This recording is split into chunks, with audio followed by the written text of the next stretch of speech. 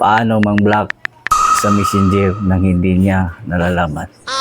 So halika, turuan kita ng tips kung paano ito gawin. Let's go. Okay, buksan mo lang ang iyong messenger, kaibigan, at hanapin mo lang yung chat na nais mong i-block nang hindi niya nalalaman. At kung nahanap mo na, ilong press mo lang yan, then ilagay mo sa restrict. At ngayon, makapag-chat pa rin siya, ngunit hindi na siya magpop up sa ating messenger wall. So paano nga ba hanapin ang kanyang bagong chat? Itap ang 3 lines, tap settings, scroll up, tap privacy and safety, scroll up, tap restricted profiles.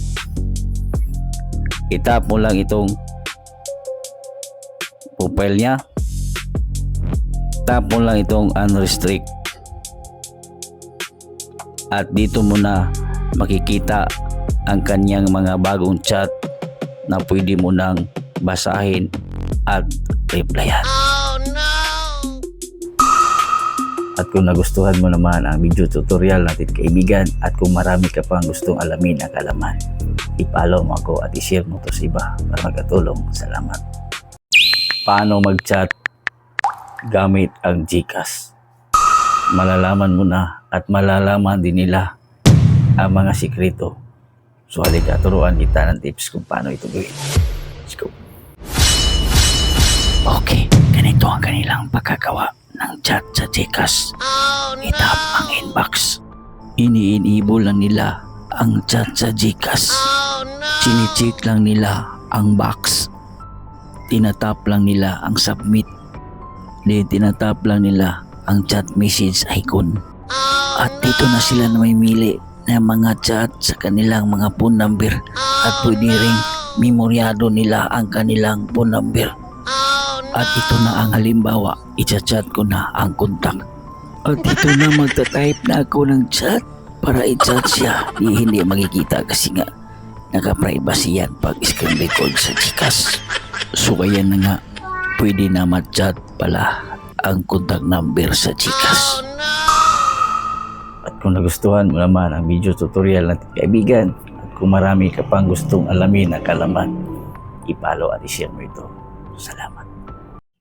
Paano i-delete ang virus sa phone? So kung mayroon ka nito, kaibigan, tamang-tama ito. Sundan mo lang ito. So halika, turuan kita ng tips. Let's go. Okay, buksan mo lang ang iyong phone at hanapin ang Chrome browser at i-open. At itap ang 3 dots. Then scroll up, hanapin ang settings, itap. At scroll up ka lang. Scroll up, hanapin mo lang ang set settings at itap mo lang ito ang set settings. Then scroll up ka lang pa ibaba. So hanapin mo ang data stored, itap. Then makikita po natin dito ang mga website na napupuntahan natin at pumapasok po dito ang virus. May nagsasabi doon na nanalo daw tayo ng phone at bigla na lang mag-release ang ating phone at kumakain din dito ng mga data. So ang tanging mo lang gagawin kasi nga marami to, i-delete mo lang ito. So itap mo lang yung delete all data sa ibaba para ma-delete na lahat ng mga website na papasok ang virus. At pumunta tayo sa pangalawang paraan sa pag-delete ng virus sa ating phone. So ito na tayo, buksan mo lang ang Play Store ng iyong phone. So itap mo lang yung profile icon sa ibabaw.